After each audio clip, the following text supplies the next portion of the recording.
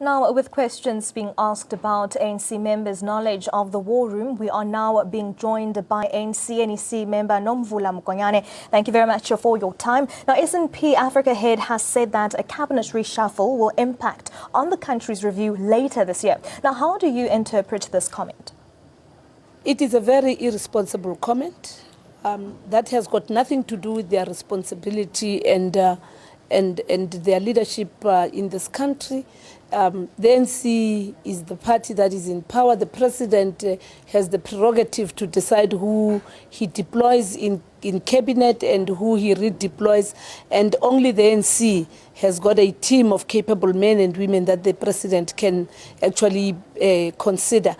They are actually very irresponsible, and they have actually lifted the lead of the character and who they are and what their interests are in our country. And now, some are construing his remarks as scare tactics to dictate to the ANC on its leadership and cabinet. Do you agree with that assessment? It's not far from the truth. It's exactly that. We have seen how some of the rating agencies have actually been exposed in other countries where they ended up also being penalized for their conduct. And I think even with us as South Africans, it's time that we must put our national interests first, and we must refuse that our democratic processes and institutions and authority that rests with the president can be dictated upon by those characters. And are the big three credit rating agencies, Fitch, Moody's and S&P, guilty of trying to sway the political narrative in South Africa? They've long gone over the mark. I think this was just the culmination of many other things that they have done. I think what we should all make South Africans aware is that we have many institutions, bodies and individuals who have defined themselves as opponents of a democratically elected government, and most importantly, who want to co-govern and take the responsibility away from government. The president must be given the right to do what he deems fit for the organization, for South Africa, and for good governance.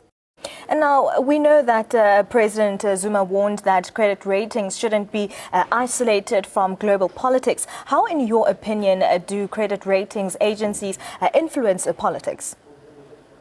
It's exactly what the recent revelation has shown, that they tend to have their own political agenda, and also the interests that are not in the best interest of a country, but continuous capturing of the state in the best interest of capital and in the best interest of those who will perpetuate the privileges of those that have been previously advantaged. And I think as the NC, as a minister and a member of the National Executive Committee, I just think, even with me, I do not have that authority. It is worse with them. Who are they? What is their agenda? Who are they actually serving? And I really also hope that none of us ministers, politicians, leaders of the NC are actually under the control of these individuals or are representatives of them. We must condemn it and say, not in our name. And now, another rating agency, Moody's, was fined for false ratings and its role in the U.S. financial crisis. Do you believe that this further underlines the fact that rating agencies should not be taken at face value? It vindicates what has always been our suspicion and what was alluded to by President Jacob Zuma.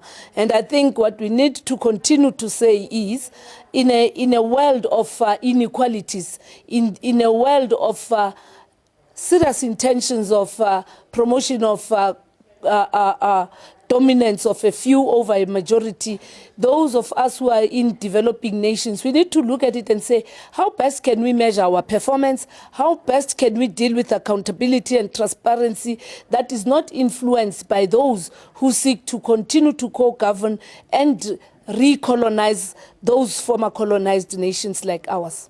And now, Minister, do you think it's time that the BRICS countries had their own rating agencies, and why?